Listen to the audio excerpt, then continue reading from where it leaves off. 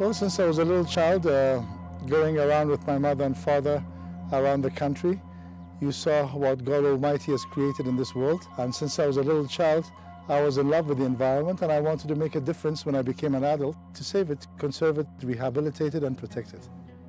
When I came to Afghanistan, and 5 years ago when I took over its first Director General of the National Environmental Protection Agency, many people had no idea, especially in the cities.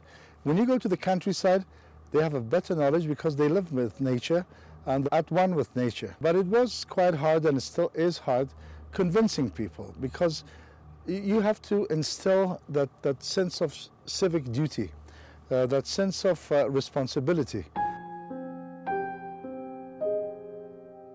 In Afghanistan, like anything else, there are a lot of challenges, not just in the field of environment, but you know, when you have 30 years of continuous war, when the infrastructure of the country had been totally destroyed, we had to start from zero. And of course, I had to start from zero. I think the international community is quite aware of the problems that we have in this country, and nobody is more acutely aware than the Afghan people themselves, who have suffered so tremendously in the last 30-odd years. Hopefully, I would like to play a part in narrowing the gulf of misunderstanding in this country based on the last 30 years of bitter experience. But where does that start? It's through the environment.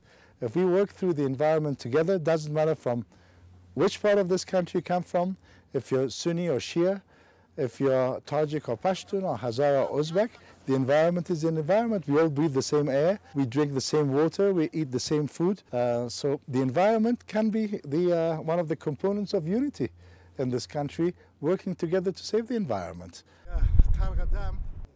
Our biggest achievement, I think, was the environment itself. Just the word environment, Muhit Zist, which was never mentioned before. 7 years ago, that word was not even known. So now it's on the lips of everybody. I think that public awareness was a major thing. You can see the background. It's never too late. You can see those beautiful mountains and that snow, and you can see what is the biggest resource that we have in Afghanistan, the richest resource that we have, it's its people. And they live full of hope. I live full of hope, and I have a hope that hopefully one day the environment of Afghanistan will be much, much better than what it is right now.